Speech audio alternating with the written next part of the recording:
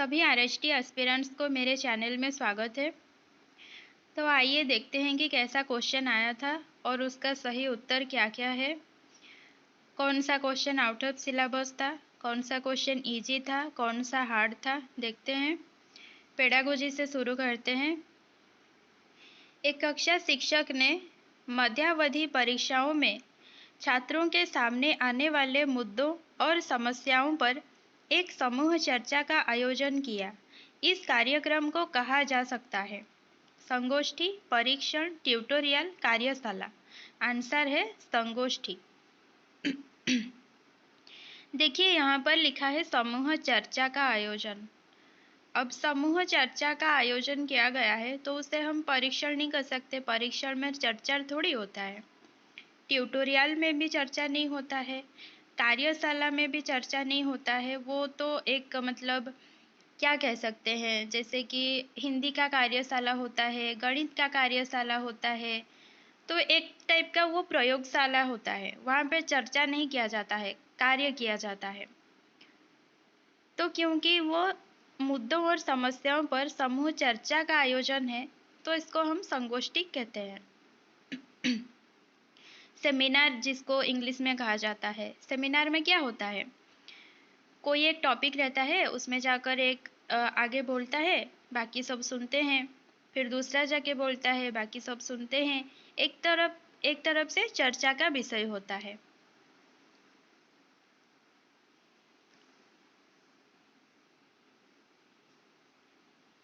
Next है, किसी व्यक्ति की आंतरिक स्थिति को उसके विचारों, भावनाओं और कार्यों को सक्रिय और दिशा देती है। यह क्या कहलाती है? परिपक्वता, सुधार, प्रेरणा, विकास। तो जो आंतरिक स्थिति है, जो हमारे विचार, भावनाओं, कार्यों को सक्रिय दिशा देती है, अब ये प्रेरणा ही कहला सकती है ना? क्योंकि जब हमारे एक होता है ना आंतरिक प्रेरणा, बाह्य प्रेरणा, तो जब हमारे जो आंतरिक स्थिति, जब तक हमारा जो आंतरिक प्रेरणा जब तक काम नहीं करेगा, जब तक हमें अंतर्मन से प्रेरणा नहीं मिलेगा, तब तक हमारे विचार, भावना तथा कार्यों को दिशा नहीं मिल सकता है। नेक्स्ट है, निम्नलिखित में से कौन सी सीखने की प्रक्रिया के रचनावादी दृष्टिकोण की विशेषता है? अब यह है रचनावादी दृष्टिकोण। अतिरिक्त कक्षाओं में भाग लेना, शिक्षक के व्याख्यान के नोट्स लेना, पुस्तकालय में पुस्तकों का अध्ययन, समूह चर्चा। इसमें सही आंसर है समूह चर्चा। देखिए रचनावादी दृष्टिकोण जो है वो समूह चर्चा में होता है। अतिरिक्त कक्षाओं में भाग लेना या शिक्षक के व्याख्यान के नोट्स लेना, ये तो एक नेगेटिव पॉइंट है। पुस्तकालय में पुस्तकों का अध्ययन, इसमें भी कोई हमारा रचनावादी दृष्टिकोण नहीं दिखता है। जब हम समूह में चर्चा करते हैं तब रचनावादी दृष्टिकोण दिखता है। एक शिक्षक अपने विद्यार्थियों को जंगली जानवरों के बारे में कुछ जानकारी देना चाहता है। निम्नलिखित में से कौन सी रणनीति सबसे प्रभावी होगी?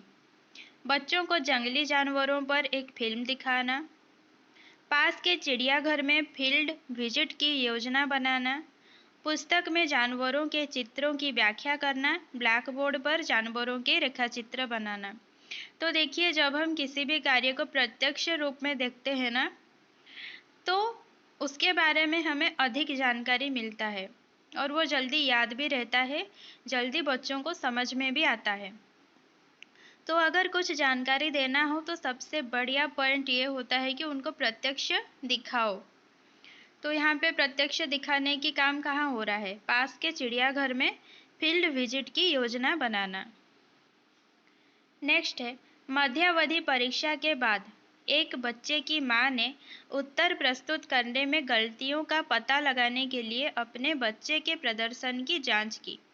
इससे पता चलता है कि वो सीखने को इस प्रकार मानती है: व्यवस्थित प्रक्रिया, परीक्षा उत्तीर्ण करना, उच्च अंक प्राप्त करना, प्रतियोगी प्रयास।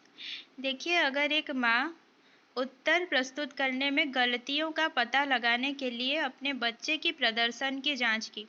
तो वो किसका जांच कर रही है, क्यों जांच कर रही है कि जो उत्तर प्रस्तुत करने में गलतियां कहाँ हुआ है, वो ये देख रही है। तो जब हम सिर्फ मार्क्स देखते हैं तब हम ये कह सकते हैं कि परीक्षा उत्तीर्ण करना या उच्च अंक प्राप्त करना या प्रतियोगी प्रयास, इसको कब देखा जाता है, जब हम सिर्फ बच्चे का मार्क्स को जांचते हैं। लेकिन मार्क्स के बाद अगर वो कहाँ गलती हुई है, क्यों गलती हुई है, ये देख रही है उसकी माँ, तो ये क्या है, व्यवस्थित प्रक्रिया है, व्यवस्थित प्रक्रिया की जांच है। परीक्षण विकास प्रक्रिया में पहला कदम है टेस्ट ब्लूप्रिंट तैयार करना, टेस्ट आइटम का ड्राफ्ट तैयार करना, परीक्षण की लंबाई तय करना, परीक्षण के उद्देश्य तैयार करना। इसमें क्या होगा, परीक्षण के उद्देश्य तैयार करना। सबसे पहला कदम क्या होता है, परीक्षण के उद्देश्य तैयार करना। एक शिक्षक द्वारा अपनी कक्षा में शिक्षण अधिगम सामग्री के उपयोग का मनोवैज्ञानिक आधार है शिक्षार्थियों के सीखने के परिणामों में सुधार, सीखने में अधिक से अधिक इंद्रियों को शामिल करना, कक्षा में बेहतर अनुशासन बनाए रखना, शिक्षक की और शिक्षार्थियों का ध्यान आकर्षित करना। आंसर है सीखने में अधिक से अधिक इंद्रियों को शामिल करना। तो मनोवैज्ञानिक आधार कहाँ पे है, सीखने में अधिक से अधिक इंद्रियों को शामिल करना। परिणामों में सुधार या अनुशासन, अनुशासन तो एक अच्छा है कि कक्षा में बेहतर अनुशासन बनाए रखना, लेकिन ये पॉइंट्स देखेंगे तो ये नेगेटिव पॉइंट्स माना जाएगा। मतलब इस क्वेश्चन के आधार पर अनुशासन, परिणाम, शिक्षार्थियों का ध्यान आकर्षित, इन तीनों को अगर जांचें तो ये बी वाला ऑप्शन ज़्यादा पॉजिटिव है। तो पेडागोजी में अक्सर क्या होता है, जो अगर 4 ऑप्शन पॉजिटिव अगर हैं भी, तो जो सबसे पॉजिटिव आंसर है ना, पॉजिटिव क्वेश्चन के लिए वो सबसे पॉजिटिव वाला आंसर ही सही होता है। शिक्षक निर्मित परीक्षण अधिकतर शिक्षकों द्वारा किस प्रयोजन के लिए उपयोग किए जाते हैं, रचनात्मक मूल्यांकन, योगात्मक मूल्यांकन, प्रमाण पत्र जारी करना, ग्रेडिंग प्रदर्शन। आंसर है रचनात्मक मूल्यांकन, जो क्या होता है, फॉर्मेटिव इवैल्यूएशन। परीक्षण निर्माता द्वारा विकसित एक योजना जिसमें विभिन्न सामग्री क्षेत्रों और विभिन्न कठिनाई स्तरों से निर्मित होने वाली परीक्षण वस्तुओं की संख्या और प्रकार का संकेत मिलता है के रूप में जाना जाता है। किसके रूप में जाना जाता है, blueprint, rubric, taxonomy, concept map. तो ये हो जाएगा ब्लूप्रिंट। ये तो बहुत ही इजी क्वेश्चन है। अगर आप बीएड किए हैं, मेरे ख्याल से जो अगर रेगुलर बीएड किए हैं उनके लिए ये एक चिंगू सा क्वेश्चन है। नैदानिक मूल्यांकन एक कक्षा शिक्षक द्वारा निम्नलिखित उद्देश्य के लिए किया जाता है, उचित अनुशासन बनाए रखना, अंतिम प्रमाण पत्र जारी करना, पिछले ज्ञान का मूल्यांकन, शिक्षार्थियों को प्रेरित करना। आंसर है पिछले ज्ञान का मूल्यांकन। निम्नलिखित में से कौन सा आकलन रचनावादी अधिगम उपागम का उद्देश्य नहीं है, छात्रों की कमजोरियों के लिए उपचारात्मक उपाय सुनिश्चित करना, शिक्षार्थी जो कुछ भी सीखते हैं उसे कैसे सीखते हैं इस पर ध्यान केंद्रित करना, शिक्षक की सलाह को सर्वाधिक उपयोगी मानना, प्रतिक्रिया द्वारा आगे सीखने के लिए दिशा प्रदान करना। उत्तर है शिक्षक की सलाह को सर्वाधिक उपयोगी मानना। देखिए यहाँ पर अगर कोई बच्चा ज़्यादा खुशी में आधा क्वेश्चन पढ़ा होगा, उद्देश्य है, नहीं को वो देखा नहीं होगा अच्छे से, तो पहला ऑप्शन ही उसको सही लगेगा क्योंकि पॉजिटिव ऑप्शन है पहला ऑप्शन। वो दूसरा तीसरा चौथा पढ़ा ही नहीं होगा, पहला को टिक कर दिया होगा। लेकिन जो नहीं है पढ़ा होगा ध्यान से, वो सी ऑप्शन को टिक किया होगा। निम्नलिखित में से कौन सा सीखने के रचनावादी दृष्टिकोण में सबसे महत्वपूर्ण है, शिक्षक की क्षमता, शिक्षार्थी के अपने अनुभव, माता पिता का शिक्षा स्तर, संस्था का बुनियादी ढांचा। इन चारों में सबसे पॉजिटिव पॉइंट कौन सा है, शिक्षार्थी का अपना अनुभव। कुछ मानदंडों के आधार पर सीखने के प्रदर्शन के बारे में निर्णय लेने के लिए सबूत इकट्ठा करने की प्रक्रिया क्या कहलाती है? आकलन, परीक्षण, मापन, मूल्यांकन। ये आंसर है मूल्यांकन। मूल्यांकन बहुत ही एक इम्पोर्टेंट टॉपिक है। मूल्यांकन के बारे में ज़रूर पढ़ के जाना ही चाहिए, उसके हर एक डेफिनेशन को भी पढ़ के जाना चाहिए।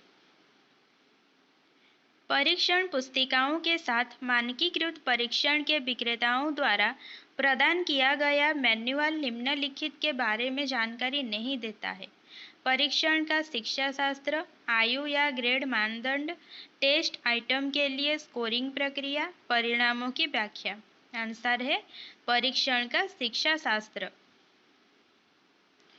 रचनावाद का सिद्धांत इस विचार पर आधारित है कि अभ्यास मनुष्य को पूर्ण बनाता है। सीखना एक आजीवन प्रक्रिया है। स्कूल सीखने का एकमात्र साधन है। शिक्षार्थी सक्रिय रूप से अपना ज्ञान अर्जित करता है। तो इनमें सबसे पॉजिटिव पॉइंट है डी वाला पॉइंट, और ये सी वाला पॉइंट तो नेगेटिव पॉइंट है। शिक्षार्थियों की प्रगति को आंकने के उद्देश्य से पूरे शैक्षणिक सेमेस्टर सत्र के दौरान चलने वाली एक मूल्यांकन प्रक्रिया कहलाती है। सामान्य संदर्भित मूल्यांकन, डोमेन संदर्भित मूल्यांकन, मानदंड संदर्भित मूल्यांकन, सतत और व्यापक मूल्यांकन। हमारे सिलेबस में है सतत और व्यापक मूल्यांकन। कोई आंख बंद करके भी डी को सिलेक्ट कर सकता है। और यहाँ पे लिखा है कि पूरे पूरे शैक्षणिक सेमेस्टर सत्र के दौरान, तो आराम से हो जाएगा सतत और व्यापक मूल्यांकन। निम्नलिखित में से कौन सी रणनीति कक्षा में वैयक्तिक भिन्नता को ध्यान में रखने के दृष्टिकोण के लिए उपयुक्त नहीं है? क्षमता आधारित होम असाइनमेंट, धीमी गति से सीखने वाले शिक्षार्थियों पर विशेष ध्यान, ध्वनि और प्रकाश व्यवस्था में सुधार, क्षमता के अनुसार छात्रों का समूह बनाना। आंसर है सी वाला पॉइंट। ये सी जो ध्वनि और प्रकाश व्यवस्था में सुधार करने से आपको वैयक्तिक भिन्नता को आप ध्यान में रख सकते हैं क्या? बच्चों के वैयक्तिक भिन्नता के साथ ये ध्वनि और प्रकाश व्यवस्था का तो कोई रिश्ता नाता ही नहीं है कि नहीं? सीखने की अवधि के अंत में शिक्षार्थियों और अन्य हितधारकों को उपलब्धि का प्रमाण पत्र प्रदान करने के लिए जिस तरह का मूल्यांकन किया जाता है वो मूल्यांकन है सीखने के रूप में, सीखने के लिए, सीखने के साथ, सीखने का। अंत में लिखा है तो ये क्या है? समेटिव है। और समेटिव को क्या कहते हैं? सीखने का। निम्नलिखित में से कौन सा शिक्षण के स्तर को समझने के लिए सही है? शिक्षण, विद्यार्थी के बीच बातचीत की कमी, विचार प्रक्रियाओं का समावेश, शिक्षक केंद्रित प्रदर्शनी, परिणामों की प्रत्याशा। आंसर है विचार प्रक्रियाओं का समावेश। बाकी जो तीन है वो नेगेटिव पॉइंट है। निम्नलिखित में से कौन सी शिक्षण विधि एक रचनावादी क्लासरूम के लिए सबसे उपयुक्त है? ऑनलाइन व्याख्यान, इंटरएक्टिव चर्चा, home assignment, face to face lecture. B वाला ऑप्शन पॉजिटिव है, इंटरएक्टिव चर्चा, और ये बाकी तीन नेगेटिव पॉइंट हैं। पेडागोजी में पॉजिटिव और नेगेटिव पॉइंट बहुत मायने लगते हैं। आपको अगर पॉजिटिव नेगेटिव टैगवर्ड्स अगर पता है तो आपका पेडागोजी गलत ही नहीं हो सकता। चाय शब्द है पुल्लिंग स्त्रीलिंग। देखिए उभयलिंग होता नहीं है तो पुल्लिंग स्त्रीलिंग में ही से कुछ होगा, तो चाय क्या है? स्त्रीलिंग है। चाय वाला क्वेश्चन तो सिलेबस से है और इजी भी है। राजनीतिक जीवन में धुरी बने रहने के लिए व्यक्ति को बहुत जागरूक रहना पड़ता है। यह कथन किस नाटक से संबंधित है? यह भी इजी क्वेश्चन है। आषाढ़ का एक दिन, अगर कोई अच्छे से पढ़ा होगा, अच्छे से जो कथन है उनको देखा होगा, याद किया होगा, उसके लिए ये क्वेश्चन आसान है। पंत की किस काव्य कृति को छायावाद का मैनिफेस्टो कहा गया? पल्लव। अगर कोई पंत के बारे में पढ़ा होगा तो वो ये क्वेश्चन का आंसर कर दिया होगा, क्योंकि अगर पढ़ा है तो छायावाद का मैनिफेस्टो किसको कहा गया है ये उसके लिए इजी है, और जो नहीं पढ़ा है उसके लिए ये पूरा अनसुना सा है, जैसे कि वो कभी ये सुना ही नहीं है। तो इसको हम आउट ऑफ सिलेबस नहीं कहेंगे, पंथ हमारे सिलेबस में है। और ये छायावाद का जो मैनिफेस्टो है ये बहुत ही कॉमन क्वेश्चन है, जो मैं भी ये उड़ीसा के हिंदी एग्जाम में नहीं आया हूँ, लेकिन बाहर के जो भी हिंदी टीचर का एग्जाम होता है उसमें ये क्वेश्चन आता है। शोषक का विलोम शब्द क्या है? पोषक, शोषित, पोषित, पोषक। कोई कोई इसको पोषक भी किए होंगे, क्योंकि जो शोषण करता है शोषक है, जो पोषण करता है वो पोषक है। लेकिन ऐसा नहीं है, जो शोषण करता है वो शोषक है, जो शोषण शोषित होता है मतलब जिसका शोषण किया जाता है वो क्या है? शोषित है। तो शोषक का विलोम क्या है? शोषित। ये भी सिलेबस में है। गुमी हुई आज़ादी की कीमत सबने पहचानी थी, दूर फिरंगी को करने की सबने मन में ठानी थी। किसकी काव्य पंक्तियाँ? ये बहुत ही इजी क्वेश्चन है, बहुत ही ज़्यादा इजी। आंसर हो जाएगा सुभद्रा कुमारी चौहान। परिवर्तन कविता का मूल स्वर क्या है? सब कुछ परिवर्तनशील है। ये हम कह सकते हैं कि सिलेबस से बाहर है, क्योंकि सिलेबस का अंदर कब कहते हैं? जब सिलेबस का जो भी अगर पोएट या राइटर है और उसके बारे में कॉमन सा क्वेश्चन पूछा हो, तब हम कहते हैं कि हाँ भाई सिलेबस में है। ये परिवर्तन कविता का मूल स्वर क्या है, ये कोई कॉमन सा क्वेश्चन नहीं है, ये आउट ऑफ सिलेबस हम कह सकते हैं। आकाश का पर्याय निम्नलिखित में से कौन सा शब्द नहीं है? तो देखिए, तारा, पथ, खगोल, गगन, ये तीनों ही आकाश का पर्याय है। ये भी बहुत इजी क्वेश्चन है। अंत जो है आकाश का पर्याय नहीं है। आचार्य रामचंद्र शुक्ल का निबंध संकलन इनमें से कौन सा है? चिंतामणि। ये भी बहुत इजी क्वेश्चन है।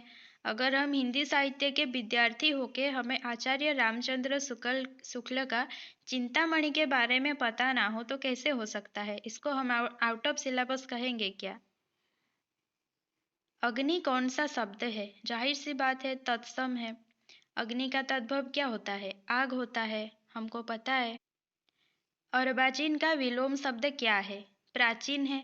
इसको तो आप लोग स्कूल में भी पढ़े होंगे। पंत जी की किस काव्य कृति में भाषा, अलंकार, छंद, शब्द चयन के संबंध में एक लंबी भूमिका है? पल्लव। तो पल्लव के बारे में 2 क्वेश्चन है, लेकिन ये वाला क्वेश्चन ये इजी नहीं है, हार्ड है।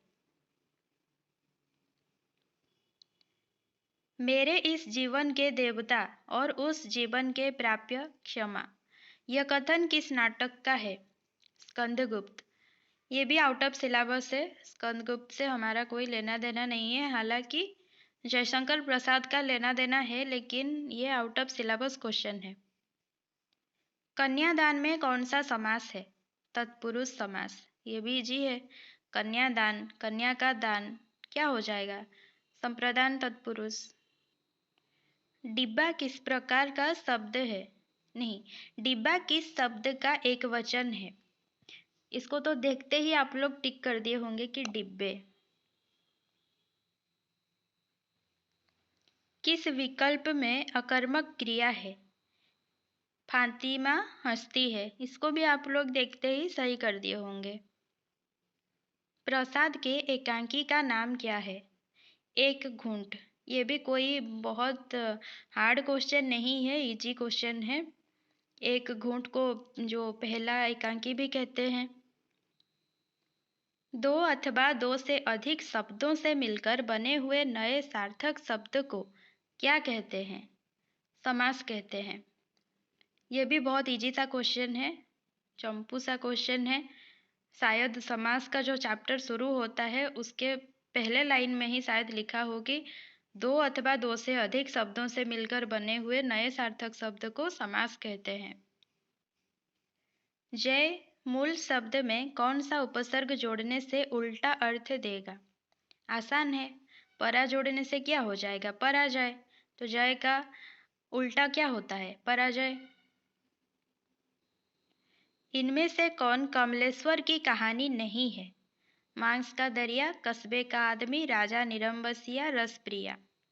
आंसर रसप्रिया, लेकिन ये भी थोड़ा हार्ड है क्योंकि हम लोग तो पढ़े ही नहीं थे लेखक कवि के बारे में, और कमलेश्वर के बारे में कहाँ कौन पढ़ता है। प्रेमचंद, रामचंद्र शुक्ल, ये सब तो फिर भी हाँ भाई पढ़ने की हैं, कॉमन है, कोई भी पढ़ लेता है। कमलेश्वर के बारे में कहाँ कौन फ्री टाइम में पढ़ता है। गौरा कौन थी? भैंस, गाय, बिल्ली, गिलहरी? ये बहुत इजी सी क्वेश्चन है। गाय थी, महादेवी वर्मा की थी। अशोक के फूल निबंध के लेखक कौन है? ये भी इजी है, आचार्य हजारी प्रसाद द्विवेदी। अष्टावक्र किसकी रचना है? ये भी इजी है, विष्णु प्रभाकर। योग्यता एक चौथाई व्यक्तित्व का निर्माण करती है, शेष पूर्ति प्रतिष्ठा द्वारा होती है। कथन किस नाटक में है? आषाढ़ का एक दिन। कौन कहा था? निक्षेप, मल्लिका से कहा था। किसके लिए कहा था? कालिदास के लिए कहा था। ये भी इजी ही क्वेश्चन है। भवन शब्द है, पुल्लिंग। भवन को ऐसे उच्चारण करने से ये लग ही रहा है कि ये पुल्लिंग है, तो ये भी आसान है। दहेज प्रथा एवं अनमेल विवाह के दुष्परिणामों को प्रेमचंद के किस उपन्यास में अभिव्यक्ति मिली है? निर्मला। सिलेबस में ना हो लेकिन ये ना इजी क्वेश्चन है, प्रेमचंद के बारे में कॉमन सा क्वेश्चन है। आपको ये प्रेमचंद के बारे में इतना तो पता ही रहना चाहिए, आप लोग ग्रेजुएशन में भी इसको पढ़े होंगे। और ये निर्मला के बारे में बहुत ही कॉमन सा क्वेश्चन है। अबला जीवन हाय तुम्हारी यही कहानी, आंचल में है दूध और आंखों में पानी। ये पंक्तियां किस काव्य कृति की है? यशोधरा। ये बहुत ही इजी क्वेश्चन है। पत्नी कहानी के लेखक हैं जैनेन्द्र कुमार। ये भी इजी है, बहुत ही इजी। इनमें से किस कृति को अंग्रेज सरकार ने देशभक्तिपूर्ण रचनाओं के लिए प्रतिबंधित कर दिया था? भारत भारती। ये जो रचना है भारत भारती, इसको मैथिली शरण गुप्त ने रचना किया था, भारत भारती। इसके लिए वे जेल भी गए थे। तो ये मैथिली शरण गुप्त के बारे में एक कॉमन क्वेश्चन है, लेकिन आप पढ़े नहीं थे इसलिए आपको हार्ड लगा होगा। मादा कैक्टस के लेखक हैं लक्ष्मी नारायण लाल। ये हार्ड क्वेश्चन है। जिनका उच्चारण ऊपर के दांतों पर जीभ लगाने से होता है उसे क्या कहते हैं? दंत्य कहते हैं। ये इजी है। भक्तमाल के रचयिता इनमें से कौन है? नाभादास हैं। ये क्वेश्चन तो इजी है लेकिन आउट ऑफ सिलेबस है। समास का शाब्दिक अर्थ होता है संक्षेप। ये भी बहुत कॉमन क्वेश्चन है समास के बारे में। शुद्ध वर्तनी कवयित्री, ये तो बच्चा बच्चा भी जानता होगा कि शुद्ध वर्तनी कवयित्री होती। अरुण यह मधुमय देश हमारा नामक गीत प्रसाद के किस नाटक का है? चंद्रगुप्त। गाया कौन किसने गाया था? कार्नेलिया ने। ये भी इजी है। कृतज्ञ का विलोम क्या है? कृतघ्न। ये तो बहुत ही इजी है। ईमानदारी कौन सी संज्ञा है? भाववाचक। ईमानदारी में क्या है? भाव है। इनमें से किसे हिंदी की पहली कहानी माना जाता है? राजा भोज का सपना। ये क्वेश्चन तो नहीं आना चाहिए क्योंकि अब हम हिंदी साहित्य का इतिहास थोड़ी पढ़ रहे हैं कि हिंदी की पहली कहानी, हिंदी का पहला उपन्यास, ये सब जब ये इसको हम आउट ऑफ सिलेबस ही कहेंगे। निकलता हूँ मैं धूप की तलाश में, खोजता हूँ परती पराठ। इसके आगे और पढ़ने की कोई ज़रूरत ही नहीं है। धूप की तलाश में देखकर कि हमें ऑप्शन देख लेने से भी क्या हो जाएगा, केदारनाथ सिंह दिमाग में आ ही जाएगा। क्या कविता? अकाल में दूब। बकरी नामक प्रसिद्ध नाटक के रचयिता हैं सर्वेश्वर दयाल सक्सेना। भाई हमको पता नहीं है कौन है सक्सेना जी, और बकरी होगा प्रसिद्ध नाटक, लेकिन हमारे सिलेबस में तो नहीं है, तो ये आउट ऑफ सिलेबस क्वेश्चन है। नाश कर देना के लिए सही मुहावरा है पानी फेर देना। ये इजी है। एक अनार 100 बीमार, लोकोक्ति का भावार्थ है वस्तु अल्प परंतु चाह अधिक लोगों की। कभी कभी देखना जो ऑप्शन में लंबी सी लाइन होता है ना, वही सही होता है। निम्नलिखित में से शुद्ध वर्तनी वाला शब्द। कुमुदिनी, छोटा ऊ, छोटी बड़ी कुमुदिनी।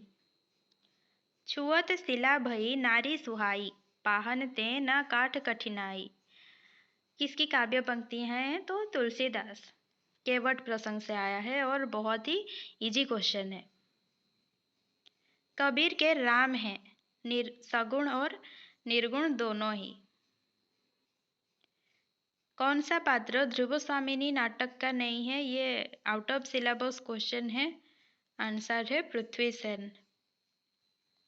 अनेक शब्द में उपसर्ग अन है, ये भी इजी है। इनमें से कौन सी रचना निराला की नहीं है? शोकोवास। जो निराला के बारे में पढ़ा होगा उसके लिए इजी है, लेकिन नहीं पढ़ा होगा तो हार्ड है। और देखिए, निराला के बारे में, अगर निराला के जो प्रमुख रचना है अनामिका, परिमल, गीतिका, तुलसीदास, जो ये 3 ऑप्शन है ना बाकी के, तुलसीदास, गीतिका, परिमल, इन तीनों को देखने से पता चलता है कि ये निराला के हैं, शोकोवास नहीं है। तो कोई अगर तुक्का भी मारे तो ये ठीक कर सकता है।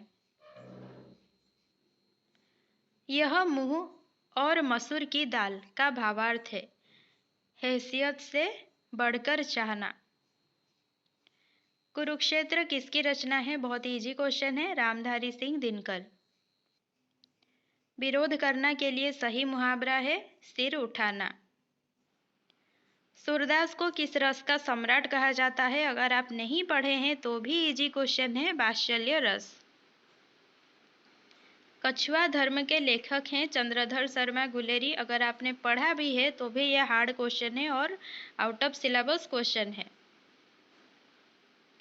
साखी का मूल तत्सम क्या है? साक्षी है। यह बहुत ही इजी क्वेश्चन है। अलस्ता की सी लता, बहुत ही ज्यादा इजी क्वेश्चन है। निराला ने लिखा है किंतु कोमलता की वो कली, झांसी अंबर पथ में चली, नीरवता कौन? संध्या सुंदरी। बहुत ही इजी क्वेश्चन है। अंबर पनघट में डूबो रही, तारा घट उषा नागरी। ये पंक्ति किस कवि की है? प्रसाद की है। ये भी आउट ऑफ सिलेबस क्वेश्चन है। सरस्वती शब्द का पर्यायवाची निम्नलिखित में से कौन सा नहीं है? भारती, शारदा, वाणी। ये सरस्वती का है, लेकिन आराधना जो है सरस्वती का नहीं है। इनमें से कौन सा पात्र प्रसाद के चंद्रगुप्त नाटक का नहीं है? ये बहुत ही इजी क्वेश्चन है, हमको बहुत ही अच्छे से पता है। सिंहरण, कार्नेलिया, आंबिक तीनों ही चंद्रगुप्त नाटक के हैं, मुदगल नहीं था। मैथिली शरण गुप्त किस काल के कवि हैं? द्विवेदी युग। इजी है, लेकिन आउट ऑफ सिलेबस भी नहीं कह सकते हैं, हमारा सिलेबस का ही राइटर है। हार मूल शब्द के साथ जुड़कर भोजन का अर्थ देता है आहार। ये बहुत ही इजी क्वेश्चन है। आ लग जाने से क्या होता है? आहार, जो जिसका अर्थ क्या है? भोजन। अतिथि शब्द का पर्यायवाची निम्नलिखित में से कौन सा शब्द नहीं है? देखिए, अभ्यागत, आगंतुक, पाहुन, इन तीनों के अर्थ क्या है? अतिथि है। पाहुन, अगर आपने कर्मभूमि पढ़ा है ना, तो आपको पाहुन का अर्थ अतिथि, ये आपको पता चला होगा अगर आपने कर्मभूमि अच्छे से पढ़ा है।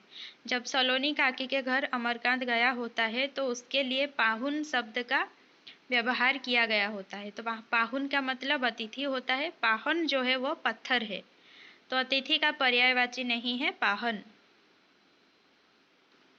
सिंदूर की होली नाटक संबंधित है वैधव्य की समस्या। ये भी इजी क्वेश्चन है। चतुर्भुज में कौन सा समास है? बहुव्रीहि है। ये भी इजी है। अमरकांत किस उपन्यास का मुख्य पात्र है? कर्मभूमि। ये बहुत ही इजी है। पशु का पर्यायवाची निम्नलिखित में से कौन सा शब्द नहीं है? मवेशी का मतलब पशु है। चौपाया भी पशु है। 4 पैर होते हैं ना, तो चौपाया पशु। जानवर भी पशु। अब गाय पशु, लेकिन अब भेड़ गाय ऐसा अगर मतलब स्पेसिफिक लिखा हो तो उसको हम पशु का पर्यायवाची नहीं कर सकते। इन कविताओं में से छायावाद का प्रारंभ किसे मानना समीचीन है? जूही की कली। ये भी इजी क्वेश्चन है, लेकिन हमारे सिलेबस से नहीं है, हिंदी साहित्य इतिहास से है। हिंदी साहित्य इतिहास हमारे सिलेबस में तो नहीं है। कविता क्या है? निबंध के लेखक कौन है? आचार्य रामचंद्र शुक्ल। ये हार्ड क्वेश्चन है। सिंदूर की होली के लेखक हैं लक्ष्मी नारायण लाल, जबकि सिलेबस में लिखा क्या है? लक्ष्मी नारायण मिश्र। लेकिन यहाँ पे मिश्र जी तो हैं नहीं, लक्ष्मी नारायण जी हैं, तो उन्हीं को ठीक माना जाएगा। वर्णों के समूह को क्या कहते हैं? बहुत ही कॉमन और इजी क्वेश्चन है, वर्णमाला कहते हैं। निम्नलिखित में से शुद्ध वर्तनी वाला शब्द है विदुषी। ये भी बहुत आता है एग्जाम में। छोटी ई, छोटा ऊ, बड़ी ई, विदुषी। जो धातु या शब्द के अंत में जोड़ा जाता है उसे क्या कहते हैं? प्रत्यय कहते हैं। चिंगू सा क्वेश्चन है। आचार्य रामचंद्र शुक्ल ने कबीर की भाषा को क्या नाम दिया है? साधुक्कड़ी भाषा। ये भी इजी है, आपने ग्रेजुएशन में पढ़ा ही होगा। स्त्रियों के आभूषण, प्रेम के दुष्परिणाम प्रेमचंद के किस उपन्यास में दिखाए गए हैं? गबन। अजगर करे न चाकरी, पंछी करे न काम। यह पंक्ति किस कवि की है? मतलब पूरा पूरा पूरा पूरा पूरा आउट ऑफ सिलेबस से आंसर है मलुकदास। सरोज स्मृति नामक रचना किस कवि की है? निराला की है। अपनी बेटी जो थी सरोज, उसकी स्मृति में लिखे थे। ये क्वेश्चन तो इजी है, और सरोज स्मृति एक महत्वपूर्ण रचना है, प्रसिद्ध रचना है, तो क्वेश्चन इजी है। लेकिन अगर आपने निराला के बारे में नहीं पढ़ा होगा तो ये आपने गलत किया होगा। कबीर को बाणी का डिक्टेटर किस समीक्षक ने कहा है? हजारी प्रसाद द्विवेदी। क्वेश्चन इजी है, लेकिन अगर आपने पढ़ा होगा तो। हिंदी के किस उपन्यासकार ने कथा साहित्य को मनोरंजन के स्तर से ऊपर उठाकर जीवन यथार्थ के साथ जोड़ने का काम किया? प्रेमचंद। मानव का विलोम हो जाएगा दानव। ये भी इजी है। रस मीमांसा किसके निबंधों का संकलन है? आचार्य रामचंद्र शुक्ल। आचार्य रामचंद्र शुक्ल के बारे में ये एक साधारण क्वेश्चन है। हिमालय शब्द है पुल्लिंग। सारे पर्वत, प्रायतः पर्वत क्या होते हैं? पुल्लिंग होते हैं। इजी है। आषाढ़ का एक दिन नाटक के पात्रों में नहीं है। बहुत ही इजी क्वेश्चन है। तुलसीदास आषाढ़ के एक दिन में नहीं थे। अगर आपने प्रसाद के बारे में पढ़ा है तो ये उनकी अंतिम कृति कामायनी है। ये भी इजी क्वेश्चन है। गुड़ खाए और गुलगुलों से परहेज का भावार्थ क्या है? झूठा ढोंग रचना। निम्नलिखित में से सकर्मक क्रिया बहुत ही इजी है, गाया।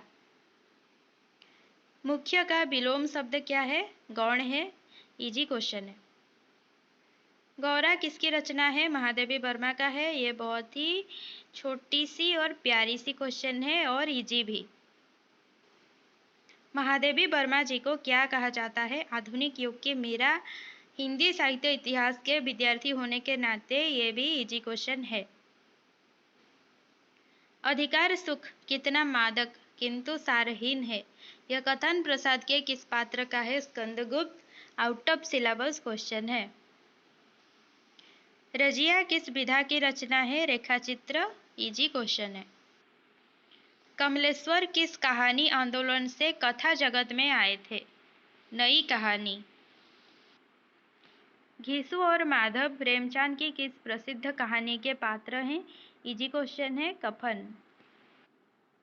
इनमें से कौन सा उपन्यास मुंशी प्रेमचंद का नहीं है? तो देखिए, कायाकल्प, सेवा सदन, प्रेमाश्रम, ये बहुत ही कॉमन रचना है प्रेमचंद के। तो आदर्श हिंदू तुक्का मार के आप लगा सकते थे। धक्का मुक्की में कौन सा समास है? द्वंद्व समास, धक्का और मुक्की। इनमें से कौन भंवर गीत के रचयिता? भ्रमर गीत नहीं पूछा है, भंवर गीत पूछा है। और आंसर है नंददास। और ये क्वेश्चन है आउट ऑफ सिलेबस। जमाल चित्र बना रहा है, वाक्य में कौन सी क्रिया है? चित्र बना रहा है, कर्म है, सकर्मक क्रिया है। कृष्ण गीतावली के रचयिता कवि कौन है? तुलसीदास। बहुत ही इजी क्वेश्चन है। तुलसीदास के बारे में 4-5 लाइन पढ़ने से भी आपको कृष्ण गीतावली के रचयिता तुलसीदास है ये मिल ही जाएगा। भोला राम का जीव किसकी रचना है? हरिशंकर परसाई। बहुत ही इजी क्वेश्चन है। मधुलिका किस कहानी की मुख्य स्त्री पात्र है? पुरस्कार। ये भी बहुत ही इजी है। हाथी शब्द का पर्यायवाची कौन सा नहीं है? मतंग हाथी है, कुंजर, नाग, ये भी हाथी है। नाग को आप लोग सांप समझ के टिक कर दिए होंगे, लेकिन कंजर जो है ये हाथी का पर्यायवाची नहीं है। किस वाक्य में वर्तमान कालिक है? पूजा कर ली है, ये तो भूत है। पहुंच चुके हैं, ये भी ऑलरेडी हो चुका है। खाना खा लिया होगा, उसने ने लगा है मतलब ये भूत है। वो खाना खा रहा होगा, मतलब वो खाना खा रहा होगा। संदिग्ध वर्तमान, ये हो जाएगा वर्तमान कालिक क्रिया। पूस की रात कहानी के लेखक शायद किसी ने भी इसको गलत नहीं किया होगा। आंसर हो जाएगा प्रेमचंद। मनोविकार संबंधी निबंध इनमें से किस लेखक ने लिखे हैं? आचार्य रामचंद्र शुक्ल। मनोविकार संबंधी क्या था? क्रोध था। आचार्य रामचंद्र शुक्ल। ये भी इजी सा क्वेश्चन है। चीफ की दावत किसकी कहानी है? भीष्म साहनी। बहुत ही इजी क्वेश्चन है। अक्सर हमने सुना है यूट्यूब में कि कवि लेखक से क्वेश्चन इतना नहीं आता है, लेकिन इस बार आरएचटी में कवि लेखक भर भर के आया है, भर भर के आया है। तो एलटीआर के लिए हमें कवि लेखक के बारे में पढ़ के जाना चाहिए। प्रसाद की प्रथम छायावादी कृति कौन सी है? झरना। अष्टचाप के कवियों में सर्वाधिक प्रसिद्ध थे सूरदास। ये इजी क्वेश्चन है। समुद्र मंथन करना यानी कि कठोर परिश्रम करना। जूही की कली कविता को सरस्वती संपादक महावीर प्रसाद द्विवेदी ने किया आरोप लगाकर प्रकाशित करने से इनकार कर दिया था क्योंकि इसमें अश्लीलता है। देखिए, जूही की कली के बारे में अक्सर क्वेश्चन में एग्जाम में आता है जो, और ये एक कॉमन क्वेश्चन है, लेकिन हम इसको आउट ऑफ सिलेबस कहेंगे।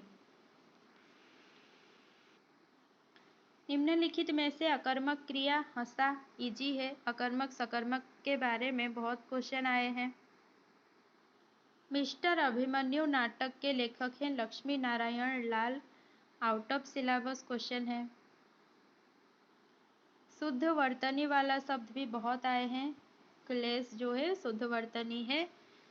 तालव्य स वाला शुद्ध वर्तनी। सभी जो कहानी कविता हैं सबके लेखकों का नाम पूछ दिया है आरएचटी में। प्रायश्चित कहानी के लेखक कौन है? भगवती चरण वर्मा। इजी है। कौन सा निबंधकार शुक्ल युग का नहीं है? ये आउट ऑफ सिलेबस क्वेश्चन है। आंसर है बाल मुकुंद गुप्त। निम्न में से महादेवी वर्मा जी द्वारा रचित काव्य संग्रह नहीं है। क्या है? कामायनी। इसको भी आप देखकर ठीक कर सकते थे। कामायनी किसका है? जयशंकर प्रसाद का। बिना पढ़े भी आपको पता ही होगा। किस वाक्य में पूर्वकालिक क्रिया है? मंजूनाथ खाना खाकर सो गया। जब भी खाना खाकर, सोकर, ये कर आता है ना, जिस क्रिया के बाद में जो कर आता है ना, अंत में कर लगा हो तो उसको पूर्वकालिक क्रिया कहते हैं। ये बहुत ही इजी सा क्वेश्चन है। ट्रिक है ये, पूर्वकालिक क्रिया जानने के लिए ट्रिक है कि अगर कर लगा है, खा कर, गा कर, नहा कर, सो कर, पढ़ कर, ये सब हो जाएगा पूर्वकालिक क्रिया। ये इजी क्वेश्चन है। कौन सी रचना बाबा नागार्जुन की नहीं है? उर्वशी। ये भी इजी ही क्वेश्चन कहेंगे, क्योंकि आपको भले ही ये तीनों के बारे में पता नहीं। उर्वशी तो बहुत ही फेमस रचना है, तो उर्वशी बाबा नागार्जुन का नहीं है, ये तो आपको पता, मतलब तुक्का मार सकते थे आप लोग, तुक्का से ये ठीक हो जाता। संकल्प शब्द में उपसर्ग है सम, ये भी बहुत ही इजी क्वेश्चन है। फिर से आ गया सकर्मक क्रिया, बनाया। वापसी किसकी कहानी, उषा प्रियंवदा, ये भी इजी था। कबीर की विशेषता नहीं है, धर्म प्रचारक, ये उनकी विशेषता नहीं थी, उन्होंने धर्म का प्रचार नहीं किया था। किसने कहा कि पुष्टि मार्ग का जहाज जात है, सो जाको कछु लेना हो सो लेव, श्री विठलनाथ। अगर सूरदास के बारे में आप 5-6 लाइन पढ़े होते तो 5-6 लाइन में ये वाला लाइन आ ही जाता, क्योंकि सूरदास के बारे में ये साधारण क्वेश्चन है।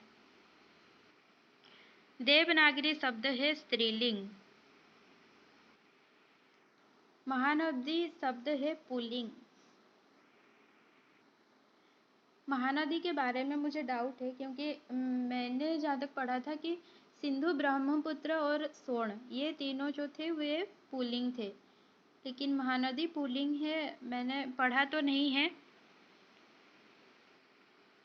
निम्नलिखित रचनाओं में से कबीर की रचना नहीं है, ये तो इजी से भी इजी क्वेश्चन है। साखी, शबद, रामायणी कबीर की रचना है, दोहावली नहीं है।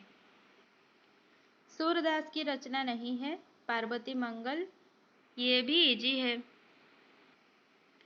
प्रेमचंद के किस उपन्यास को किसान जीवन का महाकाव्य कहा गया, गोदान को। बच्चे सो गए हैं, ऑलरेडी वो सो चुके हैं, तो क्या हो जाएगा, भूतकालिक। निम्नलिखित में से अकर्मक क्रिया, सकर्मक अकर्मक से बहुत क्वेश्चन आए हैं, उछला जो है अकर्मक क्रिया है। चंद्रकांता संतति के लेखक जो भी हैं, ये आउट ऑफ सिलेबस क्वेश्चन है। आंसर है देवकी नंदन खत्री। प्रतिकूल में प्रति उपसर्ग है, ये बहुत ही इजी क्वेश्चन है। मेरी भवबाधा हरो, इतना पढ़ते ही आपको बिहारी पे टिक लगा देना चाहिए था, आपने लगाए भी होंगे। और अंतिम क्वेश्चन भी इसने लेखक के बारे में पूछ के ही छोड़ा है, आपका बंटी किसकी रचना है, मन्नू भंडारी। तो देखिए, कुछ क्वेश्चंस बहुत इजी थे, जिनको आप आधा पढ़कर या देखकर ही आप उत्तर ठीक कर सकते थे। कुछ क्वेश्चंस ऐसे थे जो मतलब थोड़ा सा दिमाग लगाने पर, तुक्का मारकर आप सही कर सकते थे। कुछ क्वेश्चंस मतलब हमारे राइटर्स के रिलेटेड थे, जो कि कॉमन क्वेश्चन थे, जो हमारे राइटर्स हैं उनके बारे में कॉमन क्वेश्चन है, जो बाकी सब टीजीटी हिंदी एग्जाम्स में मतलब प्रीवियस ईयर में भी आए हैं। हमारे उड़ीसा के नहीं आए हैं, लेकिन अलग अलग राज्य के जो भी यूट्यूब में चल रहा है ना, टीजीटी सुपर टेट हो या फिर जो राजस्थान का हो, बिहार का हो, या फिर उनका छोड़ दीजिए, अगर जो भी राइटर हैं हमारे जो प्रेमचंद, जयशंकर प्रसाद, निराला, इनके बारे में जो बार बार क्वेश्चन आते हैं, जो कॉमन क्वेश्चन है, वैसा भी कुछ क्वेश्चंस थे। अगर थोड़ा बहुत आप पढ़ के जाते तो वो हो जाता। और कुछ क्वेश्चंस ऐसे थे कि बहुत हार्ड थे, जिनको पढ़कर जाने से भी हमें याद नहीं आता। और कुछ क्वेश्चंस ऐसे थे जो टोटली आउट ऑफ सिलेबस थे, जिनके लिए हमें ग्रेस मार्क तो मिलना ही चाहिए ओएसएससी के तरफ से।